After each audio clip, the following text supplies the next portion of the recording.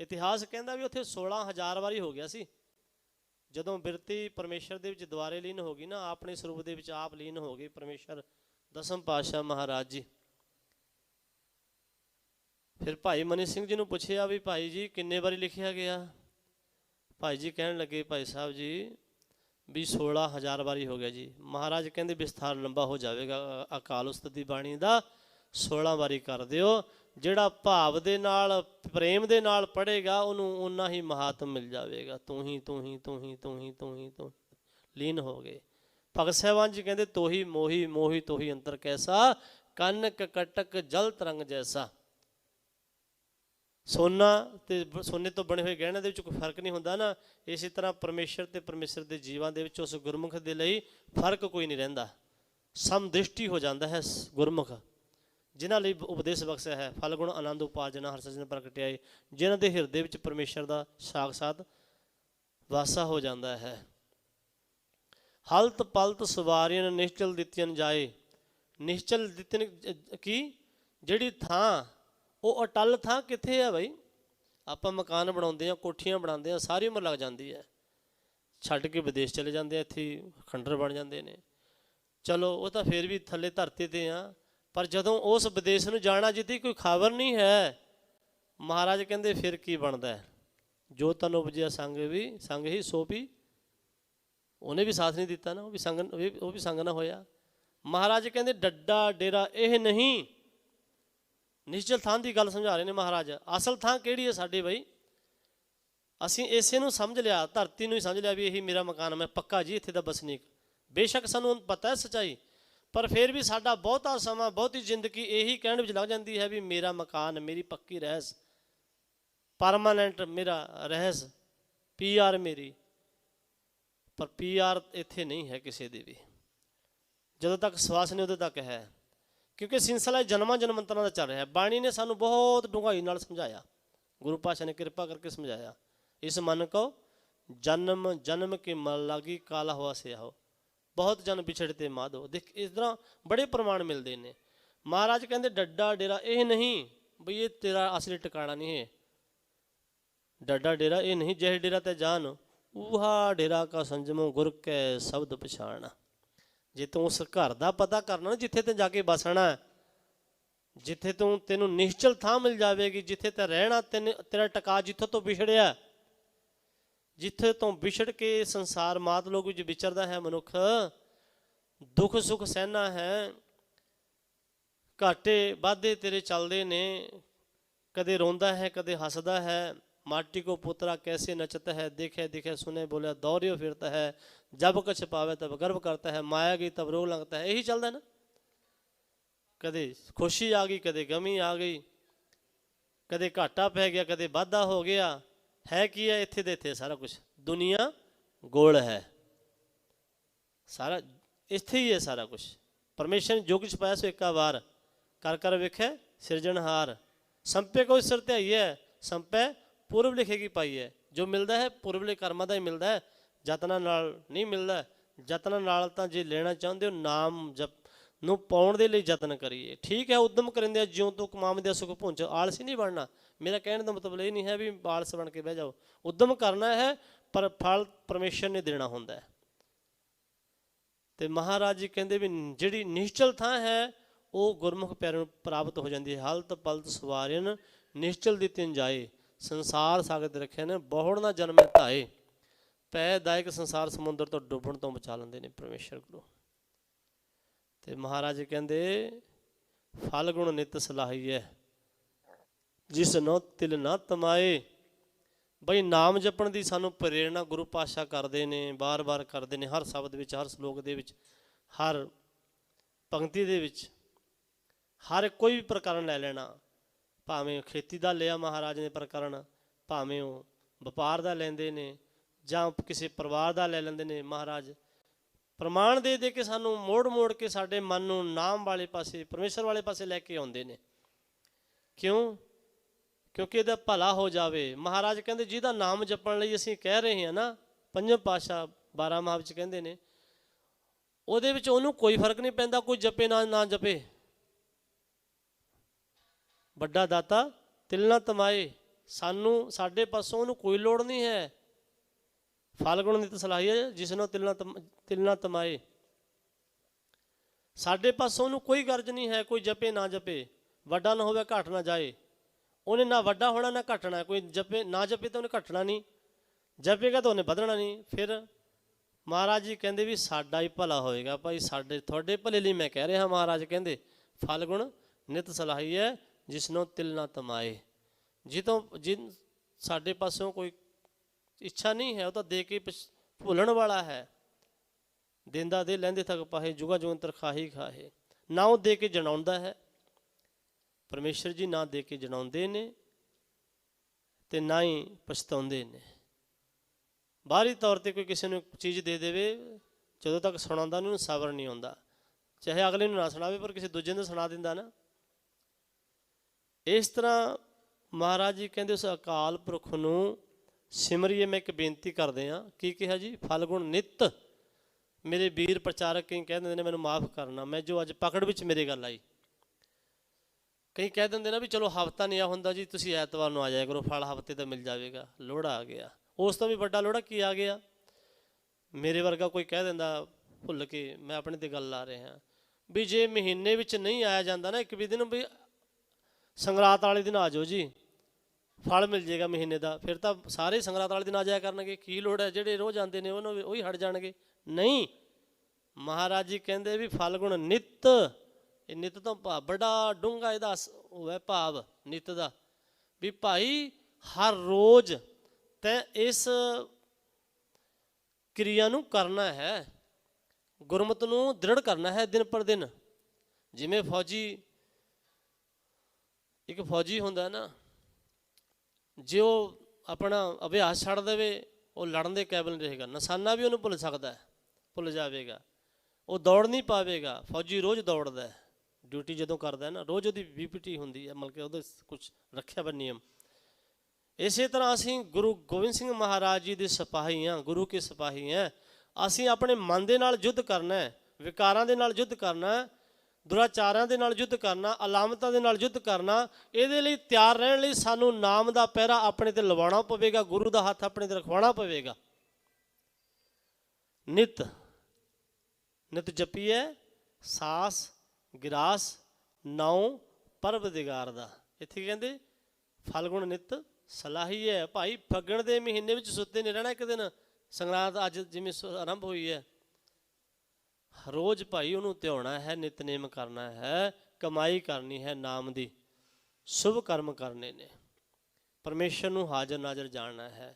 12 ਜਿਹੜਾ ਦੇਸੀ ਦਿਨਾਂ ਦੇ ਅਨੁਸਾਰ ਜਿਹੜਾ ਸਾਲ ਸਮਾਪਤ ਹੁੰਦਾ ਨਾ 12 ਮਾਹਾਂ ਦੇ ਵਿੱਚ, ਮਹਾਰਾਜ ਨੇ ਫੱਗਣ ਦਾ ਮਹੀਨਾ ਲਾਸਟ ਵਾਲਾ ਦੱਸਿਆ ਤੇ ਨਾਲ ਦੱਸਿਆ ਵੀ ਬਈ ਜਿਨ੍ਹਾਂ ਨੇ 12 ਮਾਹਾਂ ਦੇ ਰਾਹੀਂ ਇਹ ਉਪਦੇਸ਼ ਪ੍ਰਾਪਤ ਕਰ ਲਿਆ ਹੈ, ਬਾਣੀ ਦੇ ਰਾਹੀਂ ਆਪਣਾ ਆਪਾ ਪਰਮੇਸ਼ਰ ਨੂੰ ਸਮਰਪਣ ਕਰ ਦਿੱਤਾ ਹੈ, ਜਿਨ੍ਹਾਂ ਫਿਰ ਜਿਹੜੇ ਨਾਮ ਧਿਆਉਣ ਵਾਲੇ ਬਣ ਗਏ ਨੇ, ਜਿਹੜੇ ਰੋਜ਼ ਨਾਮ ਧਿਆਉਂਦੇ ਨੇ, ਜਿਨ੍ਹਾਂ ਨਾਮ ਧਿਆ ਕੇ ਜਿਹੜੇ ਗਏ ਨੇ, ਸ਼ਲੋਕ ਅਸੀਂ ਰੋਜ਼ ਪੜ੍ਹਦੇ ਹਾਂ, ਜਿਨੀ ਨਾਮ ਧਿਆਇਆ ਗਏ ਮਸਕਤ ਕਾਲ, ਨਾਨਕ ਤੇ ਮੁਖ ਉਜਲੇ ਕੀਤੀ ਛੁੱਟੀ ਨਾਲ।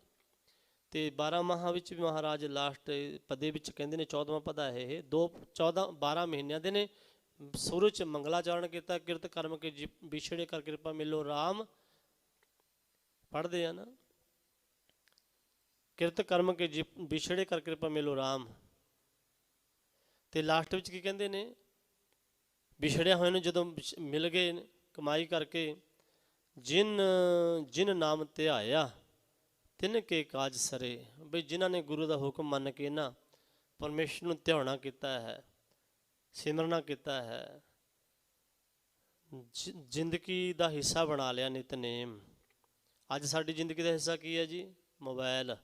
ਮੋਬਾਈਲ ਦੇ ਵਿੱਚ ਬਹੁਤ ਕੁਛ ਹੈ, ਗੁਰਬਾਣੀ ਭਰੀ ਪਈ ਹੈ, ਦਸਮ ਗ੍ਰੰਥ ਹੈ, ਗੁਰੂ ਗ੍ਰੰਥ ਸਾਹਿਬ ਮਹਾਰਾਜ ਜੀ ਹੈ, ਸੂਰਜ ਪ੍ਰਕਾਸ਼ ਗ੍ਰੰਥ ਹੈ, ਭਾਈ ਸਾਹਿਬ ਭਾਈ ਗੁਰਦਾਸ ਜੀ ਦੀਆਂ ਵਾਰਾਂ ਨੇ। ਪਰ ਕਿਹਨੂੰ ਪਤਾ ਬਈ, ਸਾਡਾ ਤਾਂ ਸਾਰਾ ਕੁਝ ਫੇਸਬੁੱਕ WhatsApp ਬਣਿਆ ਪਿਆ ਹੈ, chat, good morning good night. ਉਹ ਭਲਿਓ ਸਾਡੀ ਨਹੀਂ ਹੈ ਗੁੱਡ ਨਾਈਟ ਗੁੱਡ ਮੋਰਨਿੰਗ, ਸਾਡੀ ਫਤਿਹ ਹੈ, ਸਾਡੀ ਢਹਿੰਦੀ ਕਲਾ ਨਹੀਂ, ਸਾਡੀ ਚੜ੍ਹਦੀ ਕਲਾ ਹੈ। ਗੁੱਡ ਨਾਈਟ ਦਾ ਮਤਲਬ ਕੀ ਹੈ? ਚੰਗੀ ਰਾਤ। ਗੁੱਡ ਮੋਰਨਿੰਗ ਦਾ ਕੀ ਮਤਲਬ ਹੈ? ਚੰਗੀ ਸਵੇਰ। ਤੇ ਵਾਹਿਗੁਰੂ ਜੀ ਕਾ ਖਾਲਸਾ ਕੀ ਹੈ? ਅਕਾਲ ਪੁਰਖ ਵੀ ਖਾਲਸਾ ਅਕਾਲ ਪੁਰਖ ਦਾ ਹੈ, ਵਾਹਿਗੁਰੂ ਦਾ ਹੈ। ਵਾਹਿਗੁਰੂ ਜੀ ਕਾ ਖਾਲਸਾ, ਵਾਹਿਗੁਰੂ ਜੀ ਕੀ ਫਤਿਹ। ਤੇ ਇਹ ਜਿਹੜੀ ਫਤਿਹ ਪ੍ਰਾਪਤ ਹੁੰਦੀ ਹੈ ਇਹ ਵੀ ਵਾਹਿਗੁਰੂ ਦੀ ਹੈ, ਸਾਡੀ ਨਹੀਂ। ਇਹ ਵੀ ਮਾਣ ਨਹੀਂ ਕਰਨਾ।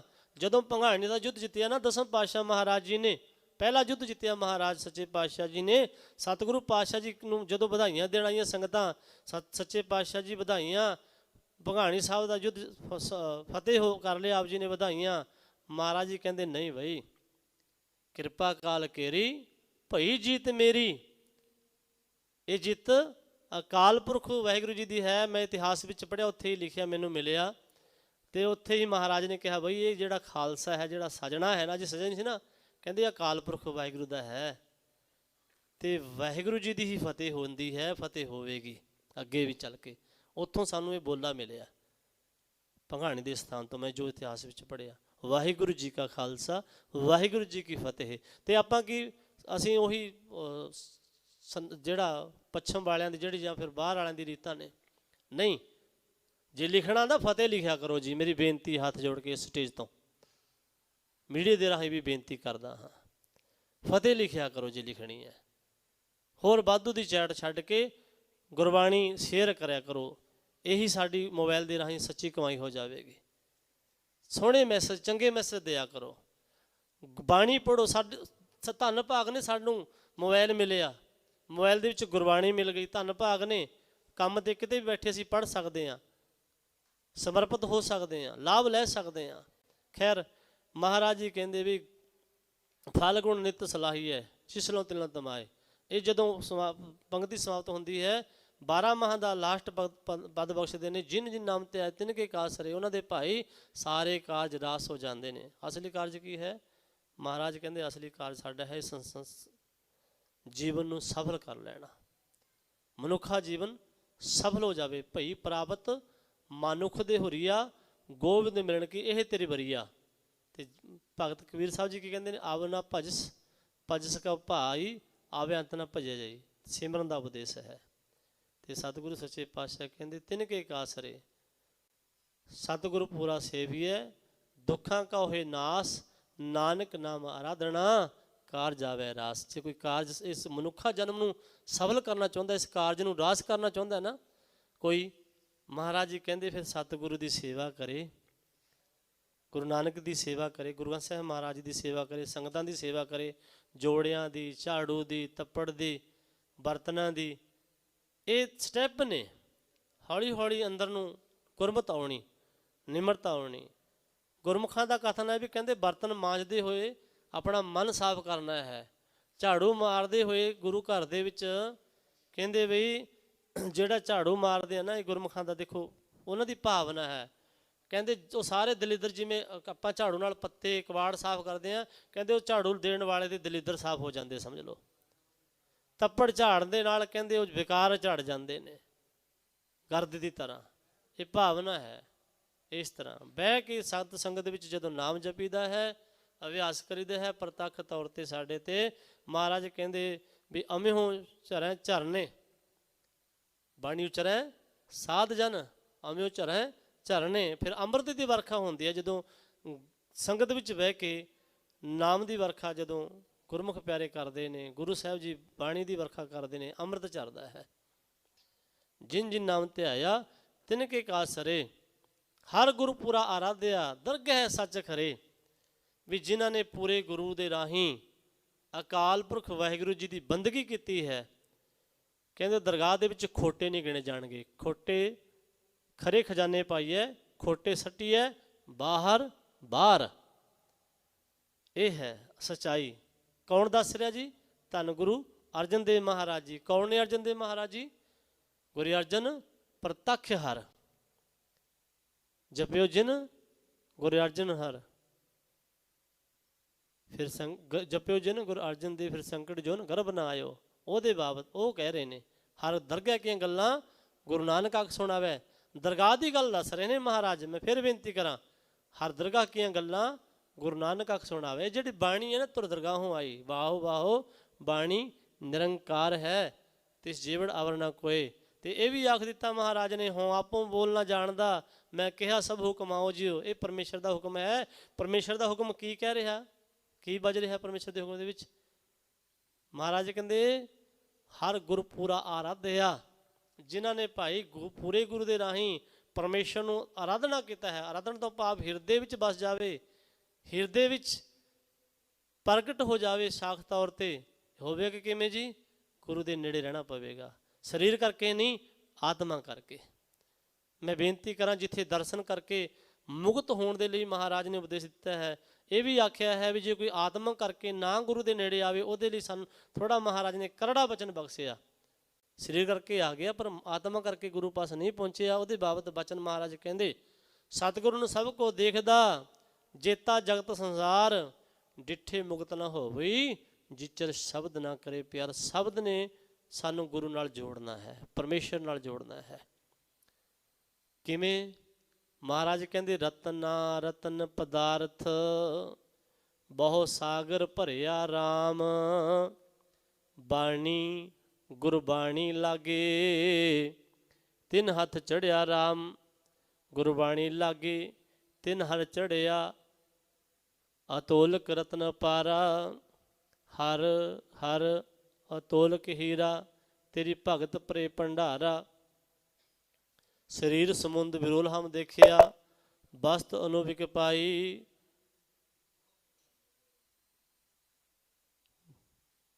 ਨਾਨਕ ਗੁਰੂ ਕਹਿੰਦੇ ਨਾ, ਗੁਰੂ ਨਾਨਕ ਵਾਸ਼ੇ ਨੇ, ਨਾਨਕ ਭੇਦ ਨਾ ਭਾਈ। ਸਰੀਰ ਸਮੁੰਦ ਵਿਰੋਲ ਹਮ ਦੇਖਿਆ, ਬਸਤ ਅਨੁਭਿਕ ਪਾਈ। ਵੀ ਭੇਦ ਨਹੀਂ ਕੋਈ ਹੈ। ਮਹਾਰਾਜ ਕਹਿੰਦੇ ਅਸੀਂ ਬਸ ਪਛਾਣ ਕਰ ਲਈ।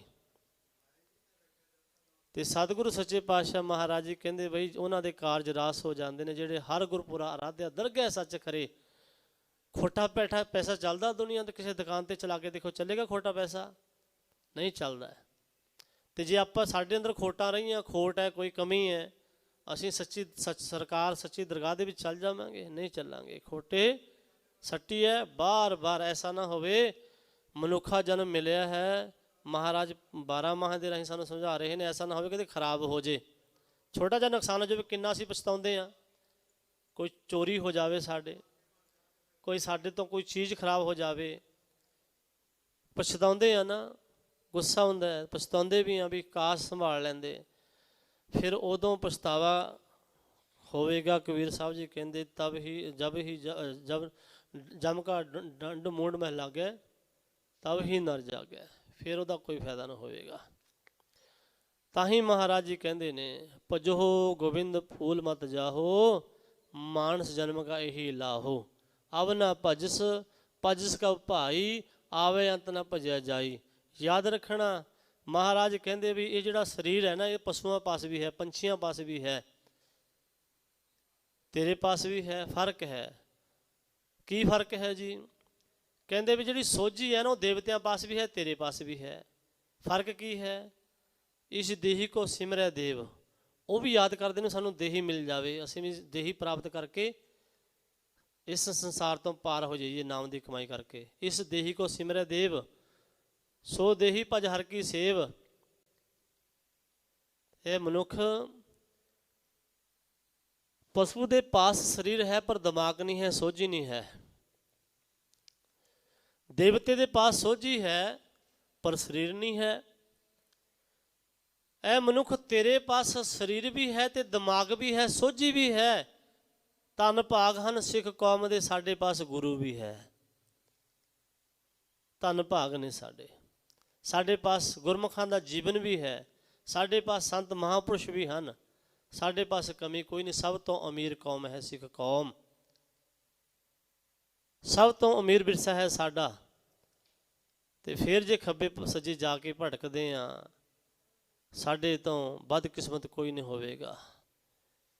ਮਹਾਰਾਜ ਨੇ ਬਚਨ ਬਖਸ਼ਿਆ, ਧਿਆਨ ਨਾਲ ਸੁਣਿਓ, ਮੇਰੇ ਦਿਮਾਗ ਵਿੱਚ ਆ ਗਿਆ। ਮਹਾਰਾਜ ਕਹਿੰਦੇ ਕਰਮ ਹੈ ਆਨ, ਅੰਮ੍ਰਿਤ ਨਿਸਾਰਿਓ, ਖਿਸਰ ਗਿਓ ਭੂਮ ਪਰ ਡਾਰਿਓ। ਇਹ ਸਾਡੀ ਹਾਲ ਹੋਵੇਗੀ ਜੇ ਅਸੀਂ ਤੁਹਾਨੂੰ ਗੁਰੂ ਗ੍ਰੰਥ ਸੱਚੇ ਪਾਤਸ਼ਾਹ ਮਹਾਰਾਜ ਨੂੰ ਛੱਡ ਕੇ ਖੱਬੇ ਸੱਜੇ ਜਾਵਾਂਗੇ। ਸਮਝ ਲਵੋ ਜਦੋਂ ਅਸੀਂ ਗੁਰੂ ਕੇ ਹਜ਼ੂਰ ਆ ਗਏ, ਗੁਰੂ ਨੂੰ ਸਮਰਪਣ ਹੋਣਾ ਸ਼ੁਰੂ ਕਰ ਦਿੱਤਾ, ਤਾਂ ਸਾਡੇ ਹੱਥ ਵਿੱਚ ਅੰਮ੍ਰਿਤ ਆ ਗਿਆ। ਸਮਝ ਲਵੋ ਕਰਮ ਹੈ ਆਨ, ਅੰਮ੍ਰਿਤ ਇਹ ਆ ਗਿਆ। ਪਰ ਜੇ ਅਸੀਂ ਛੱਡ ਕੇ ਖੱਬੇ ਸੱਜੇ ਤੁਰੀ ਫਿਰੀ ਰਹੇ, ਫਿਰ ਕਹਿੰਦੇ ਵੀ ਧਰਤੀ 'ਤੇ ਖਿੰਡ ਜਾਣਾ ਇਸ ਅੰਮ੍ਰਿਤ ਨੇ। ਫਿਰ ਸਾਡੇ ਹੱਥ ਨਹੀਂ ਆਣਾ। ਕਰਮ ਹੈ ਆਨ ਅੰਮ੍ਰਿਤ ਨਿਸਾਰਿਓ, ਖਿਸਰ ਗਿਓ ਭੂਮ ਪਰ ਡਾਰਿਓ। ਗੇਰ ਦਿੱਤਾ ਸੀ ਪਹਿਲੇ ਜਾਮੇ ਦੇ ਵਿੱਚ ਭਾਈ ਮੁੱਲੇ ਨੇ, ਛੱਡ ਦਿੱਤਾ ਸੀ ਅੰਮ੍ਰਿਤ, ਮਨਮੁਖ ਹੋ ਗਿਆ ਸੀ, ਗੁਰੂ ਦਾ ਹੁਕਮ ਮੋੜ ਦਿੱਤਾ ਸੀ। ਕੀ ਕਿਹਾ ਸੀ? ਸਮਾਂ ਥੋੜਾ ਰਹਿ ਗਿਆ, ਮੈਂ ਬੇਨਤੀ ਕਰ ਜਾਵਾਂ। ਉਹਨੇ ਕਹਿ ਦਿੱਤਾ ਸੀ ਘਰ ਵਾਲੀ ਦੇ ਕਹਿਣੇ ਵਿੱਚ ਆ ਕੇ ਵੀ ਜਾ ਕਹਿ ਦੇ ਵੀ ਗੁਰੂ ਸਾਹਿਬ ਨਾਨਕ ਪਾਤਸ਼ਾਹ ਨੂੰ ਮੁੱਲਾ ਘਰੇ ਨਹੀਂ। ਸਾਖੀ ਆਪਣੀ ਸੁਣੀ ਹੋਵੇਗੀ। ਕਹਿ ਦਿੱਤਾ। ਫਿਰ ਮਹਾਰਾਜ ਨੇ ਕਿਹਾ ਵੀ ਭਾਈ ਹੈ ਨਹੀਂ। ਫਿਰ ਠੀਕ ਹੈ। ਫਿਰ ਸੱਪ ਲੜ ਗਿਆ ਪਿਛਲੇ ਕੋਠੇ ਵਿੱਚ, ਮੁੱਲਾ ਭੱਜਿਆ ਮੌਤ ਤੋਂ, ਮੌਤ ਅੱਗੇ ਆ ਖਲੋਈ। ਫਿਰ ਜਦੋਂ ਪਛਤਾਵਾ ਹੋਇਆ, ਪਿੰਡ ਤੋਂ ਬਾਹਰ ਮਹਾਰਾਜ ਨੇ ਡੇਰਾ ਲਾਇਆ ਹੋਇਆ ਸੀ ਪਿੱਪਲ ਦੀ ਥਾਂ ਥੱਲੇ, ਤੇ ਜਦੋਂ ਮਹਾਰਾਜ ਕੋਲ ਲੈ ਕੇ ਗਏ ਮੰਜੇ ਤੇ ਪਾ ਕੇ, ਮਹਾਰਾਜ ਕਹਿੰਦੇ ਭਾਈ ਹੁਣ ਨਹੀਂ, ਸਮਾਂ ਬੀਤ ਗਿਆ, ਹੁਣ ਇਹਦਾ ਅੰਮ੍ਰਿਤ ਖਿਸਰ ਗਿਆ, ਹੁਣ 10ਵੇਂ ਜਾਮੇ ਵਿੱਚ ਜਾ ਕੇ ਬਖਸ਼ਾਂਗੇ। ਇਹ ਪੂਰੇ ਗੁਰੂ ਦੀ ਨਿਸ਼ਾਨੀ ਹੈ ਵੀ ਮੈਂ ਬੇਨਤੀ ਕਰਦਿਆਂ ਨਾਲ ਦੀ ਨਾਲ। ਜੇ ਪਹਿਲੇ ਜਾਮੇ ਵਿੱਚ ਆਖਿਆ ਨਾ, ਅੰਤਰਜਾਮੀ ਸਤਿਗੁਰੂ ਸੱਚੇ ਪਾਤਸ਼ਾਹ ਨੇ 10ਵੇਂ ਜਾਮੇ ਵਿੱਚ ਮੁੱਲੇ ਖੱਤਰੀ ਜਦੋਂ ਸਹੇ ਦੀ ਜੂਨ ਦੇ ਵਿੱਚ ਭਟਕਦਾ ਫਿਰਦਾ ਸੀ ਜੰਗਲਾਂ ਵਿੱਚ, ਉਦੋਂ ਦਾ ਉਧਾਰ ਕੀਤਾ ਸੀ। ਖਿਸਰ ਗਿਆ ਸੀ ਸਿਕੰਦਰ ਦੇ ਹੱਥੋਂ ਅੰਮ੍ਰਿਤ। ਸਿਕੰਦਰ ਵੀ ਪਹਾੜਾਂ ਵਿੱਚ ਲੱਭਦਾ ਫਿਰਦਾ ਸੀ। ਮੁੱਲਾ ਖੱਤਰੀ ਨੂੰ 10ਵੇਂ ਜਾਮੇ ਵਿੱਚ ਫਿਰ ਮਹਾਰਾਜ ਨੇ ਬਖਸ਼ਿਆ ਸੀ। ਐਸਾ ਨਾ ਹੋਵੇ, ਉਹ ਤਾਂ ਫਿਰ ਵੀ ਗੁਰੂ ਦੇ, ਕਿਉਂਕਿ ਗੁਰੂ ਨਾਨਕ ਜੀ ਨੇ ਸੁਣਿਆ ਪੇਖਿਆ ਸੇਵਰ ਗਰਵਾਸਨਾ ਭਰਿਆ ਨੇ, ਉਹਨਾਂ ਦਾ ਇੱਕ ਕਾਰਨ ਬਣ ਗਿਆ ਸੀ ਪਾਰ ਹੋਣ ਦਾ। ਗਲਤੀ ਇੱਕ ਸੀ, ਉਹਨੂੰ 10 ਜਾਮੇ ਉਡੀਕ ਕਰਨੀ ਪਈ, 9 ਜਾਮੇ ਉਡੀਕ ਕਰਨੀ ਪਈ। ਮੇਰੇ ਕਹਿਣ ਤੋਂ ਭਾਵ 10ਵੇਂ ਜਾਮੇ ਵਿੱਚ ਮਾਫ ਕੀਤਾ। ਫਿਰ ਵੀ ਉਹਨੂੰ ਗੁਰੂ ਦੇ ਨਾਨਕ ਦੇ ਬਖਸ਼ ਲਿਆ। ਅਸੀਂ ਨਹੀਂ ਬਖਸ਼ੇ ਜਾਵਾਂਗੇ। ਸਾਵਧਾਨ ਹੋਈਏ, ਆਪਣੇ ਗੁਰੂ ਸਿਓ ਸਾਵਧਾਨ। ਬੇਨਤੀ ਹੈ ਫਲ ਗੁਣ ਨਿਤ ਸਲਾਹੀ ਹੈ, ਜਿਸ ਨੂੰ ਤਿਲ ਨਾ ਤਮਾਏ। ਜਿਨ ਜਿਨ ਨਾਮ ਤੇ ਆਏ ਤਿਨ ਕੇ ਕਾਰ ਸਰੇ, ਹਰ ਗੁਰਪੁਰਾ ਆਰਾਧਿਆ ਦਰਗਹਿ ਸੱਚ ਖਰੇ। ਹੁਣ ਇਹ ਗੁਰਮੁਖਾਂ ਦੀ ਅਵਸਥਾ ਚੱਲ ਰਹੀ ਹੈ। ਮੈਂ ਉਹਦੀ ਵਿਪਰੀਤ ਤੁਹਾਨੂੰ ਮਨਮੁਖ ਦੀ ਅਵਸਥਾ ਦੱਸਦਾ ਵਿੱਚ ਵਿੱਚ ਨੂੰ। ਸਤਿਗੁਰੂ ਪਾਤਸ਼ਾਹ ਕਹਿੰਦੇ ਪ੍ਰੇਮ ਭਗਤ ਤਿਨ ਪਾਇਆ। ਵੀ ਕਿਵੇਂ ਮਿਲਦਾ ਪਰਮੇਸ਼ਰ ਗੁਰੂ? ਪ੍ਰੇਮਾ ਭਗਤੀ ਦੇ ਨਾਲ, ਭਾਵਨਾ ਦੇ ਨਾਲ। ਭਗਤ ਰਵਿਦਾਸ ਜੀ ਕਹਿੰਦੇ ਪ੍ਰੇਮ ਤੋਂ ਬਿਨਾਂ ਭਾਵਨਾ ਨਹੀਂ ਪੈਦਾ ਹੁੰਦੀ, ਭਾਵਨਾ ਤੋਂ ਬਿਨਾਂ ਭਗਤੀ ਨਹੀਂ ਹੁੰਦੀ ਹੈ। ਇਹ ਯਾਦ ਰੱਖਣਾ। ਸਤ ਸੰਗਤ ਬਿਨਾਂ ਭਾਉ ਨਹੀਂ ਬੁਝੈ, ਸੰਗਤ ਬਿਨਾਂ ਪ੍ਰੇਮ ਨਹੀਂ ਪੈਦਾ ਹੁੰਦਾ, ਸਤ ਸੰਗਤ ਬਿਨਾਂ ਭਾਉ ਨਹੀਂ ਬੁਝੈ, ਭਾਵ ਬਿਨ ਭਗਤ ਨਹੀਂ ਹੋਏ ਤੇਰੀ। ਇਹ ਭਗਤ ਰਵਿਦਾਸ ਜੀ ਜਿਨ੍ਹਾਂ ਦੀ ਬਾਣੀ ਨੂੰ ਗੁਰਬਾਣੀ ਦਾ ਦਰਜਾ ਦਿੱਤਾ ਹੈ, ਉਹਨਾਂ ਦਾ ਆਗਮਨ ਵੀ ਆ ਰਿਹਾ ਹੈ 16 ਤਰੀਕ ਦਾ। ਉਹ ਵੀ ਮਨਾਉਣਾ ਇੱਥੇ ਸੰਗਤਾਂ ਨੇ ਥਾਂ ਥਾਂ 'ਤੇ ਪੂਰੇ ਜਹਾਨ ਦੇ ਵਿੱਚ। ਤੇ ਮਹਾਰਾਜ ਜੀ ਕਹਿੰਦੇ ਜਿਨ ਪ੍ਰੇਮ ਕਿਉ ਤਿਨ ਹੀ ਪਰਬ ਪਾਇਓ। ਪ੍ਰੇਮ ਦੀ ਖੇਡ ਹੈ। ਭਗਤ ਰਵਿਦਾਸ ਜੀ ਨੂੰ ਕਿਵੇਂ ਮਿਲਿਆ ਜੀ ਪਰਮੇਸ਼ਰ? ਮਹਾਰਾਜ ਕਹਿੰਦੇ ਸਾਚੀ ਪ੍ਰੀਤ ਹਮ ਤੁਮ ਸਿਉ ਜੋਰੀ, ਤੁਮ ਸਿਉ ਜੋਰ ਅਵਰ ਸੰਗ ਤੋਰੀ। ਕਿਉਂ ਜੀ? ਕਹਿੰਦੇ ਜਹ ਜਹ ਜਾਊਂ ਤਹਾਂ ਤੇਰੀ ਸੇਵਾ, ਤੁਮ ਸੋ ਠਾਕੁਰ ਔਰ ਨਾ ਦੇਵਾ। ਉਹਨਾਂ ਨੇ ਪ੍ਰੇਮ ਕੀਤਾ। ਜਿਨ ਪ੍ਰੇਮ ਕਿਉ ਤਿਨ ਹੀ ਪਰ ਪਾਇਓ।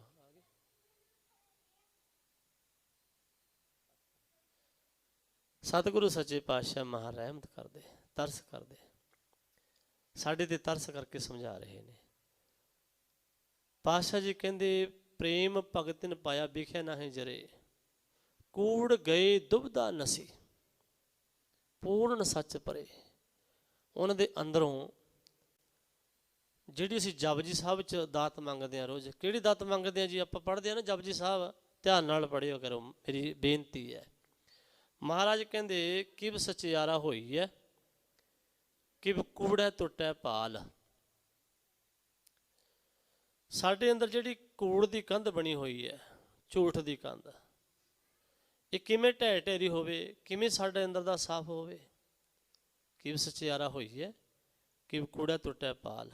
ਅੱਗੇ ਬਚਨ ਕੀ ਹੈ? ਹੁਕਮ ਰਜਾਈ ਚੱਲਣਾ ਨਾਨਕ ਲਿਖਿਆ ਨਾਲ। ਹੁਕਮ ਤੇ ਰਜਾ ਨੂੰ ਮੰਨਣਾ ਪਵੇਗਾ, ਹੁਕਮ ਹੀ ਬੰਦੇ ਬਣਨਾ ਪਵੇਗਾ। ਹੁਕਮ ਮੰਨਿਆ ਹੋਵੇ ਪ੍ਰਵਾਨ ਤਾਂ ਖਸਮੇ ਦਾ ਮਹਿਲ ਪਾਏ ਸੀ, ਤਾਂ ਖਸਮ ਦਾ ਮਹਿਲ ਮਿਲਦਾ ਭਾਈ। ਜਦੋਂ ਗੁਰੂ ਤੇ ਪਰਮੇਸ਼ਰ ਨੂੰ ਸਮਰਪਣ ਹੋ ਜਾਈਏ। ਅਫਲਾਤੂ ਬੜਾ ਸਿਆਣਾ ਸੀ, ਕਹਿੰਦੇ ਬਹੁਤ ਸਿਆਣਾ ਸੀ ਅਫਲਾਤੂ। ਇੰਨਾ ਉਹ ਵਿਦਵਾਨ ਸੀ, ਕਹਿੰਦੇ ਉਹਨੇ ਜੋਤਿਸ਼ ਪੜ੍ਹ ਲਈ, ਵਿਦਿਆ ਪੜ੍ਹ ਲਈ, ਉਹਨੂੰ ਆਪਣੇ ਮਰਨ ਦਾ ਸਮਾਂ ਵੀ ਪਤਾ ਲੱਗ ਗਿਆ। 2 ਜਣਿਆਂ ਦਾ ਮੈਂ ਸੁਣਿਆ, ਇਤਿਹਾਸ ਵਿੱਚ ਪੜ੍ਹਿਆ ਵੀ ਸੰਸਾਰ ਦੇ ਅੰਦਰ ਦੋ ਬੰਦੇ ਐਸੇ ਹੋਏ ਨੇ, ਗੁਰੂ ਪਰਮੇਸ਼ਰ ਨੂੰ ਛੱਡ ਕੇ, ਗੁਰੂ ਨੂੰ ਛੱਡ ਕੇ, ਭਗਤਾਂ ਨੂੰ, ਗੁਰਮੁਖਾਂ ਨੂੰ ਛੱਡ ਕੇ ਬਾਹਰੀ ਤੌਰ ਤੇ, ਜਿਨ੍ਹਾਂ ਨੂੰ ਆਪਣੇ ਅੰਤ ਦਾ ਪਤਾ ਲੱਗਿਆ। ਇੱਕ ਰਾਵਣ ਤੇ ਦੂਜਾ ਅਫਲਾਤੂ। ਅਫਲਾਤੂ ਨੂੰ ਪਤਾ ਲੱਗਿਆ ਵੀ ਮੇਰਾ ਅੰਤ ਦਾ ਸਮਾਂ ਆ ਗਿਆ, ਚਲਾਕ ਬੜਾ ਸੀ, ਪਰ ਮੌਤ ਤੋਂ ਡਰ ਸਭ ਨੂੰ ਲੱਗਦਾ ਹੈ। ਕਿਹਦਾ ਜੀ ਕਰਦਾ ਦੁਨੀਆ ਤੇ ਜਾਣ ਨੂੰ? ਭਾਵੇਂ ਜੰਜਾਲ ਨੇ, ਪਰ ਹਰ ਇੱਕ, ਭਾਵੇਂ ਇੱਕ ਨਹੀਂ, ਭਾਵੇਂ ਪਸ਼ੂ ਹੋਵੇ, ਪੰਛੀ ਹੋਵੇ, ਸਭ ਨੂੰ ਆਪਣੀ ਜਾਨ ਪਿਆਰੀ ਹੁੰਦੀ ਹੈ। ਕੋਈ ਨਹੀਂ ਮਰਨਾ ਚਾਹੁੰਦਾ, ਤੇ ਉਹ ਵੀ ਟਾਈਮ ਤੋਂ ਪਹਿਲਾਂ। ਇਹ ਤਾਂ ਹਾਲੇ ਜਵਾਨ ਸੀ, ਕਹਿੰਦੇ ਅਫਲਾਤੂ। ਇਹਨੇ ਕੀ ਕੀਤਾ, ਆਪਣੇ ਸ਼ਕਲ ਦੀ ਹੁਬਹੂ 10 ਬੁੱਤ ਬਣਵਾ ਲਏ। ਜਦੋਂ ਮਰਨ ਦਾ ਸਮਾਂ ਆਇਆ, ਉਹਨਾਂ ਦੇ ਵਿਚਕਾਰ ਪੈ ਗਿਆ ਇਹ, ਬਣਵਾ ਕੇ ਨਾ ਥੱਲੇ ਲੰਬੇ ਪਾ ਦਿੱਤੇ, ਸੜਾ ਦਿੱਤੇ। ਕਹਿੰਦੇ ਉਹ ਇੰਨੇ ਹੁਬਹੂ ਇਹਨੇ ਆਪਣੇ ਵਰਗੇ ਬਣਵਾਏ ਹੋਏ ਸਨ, ਸਾਂਸ ਘੁੱਟ ਕੇ ਪੈ ਗਿਆ ਉਹਨਾਂ ਦੇ ਵਿੱਚ।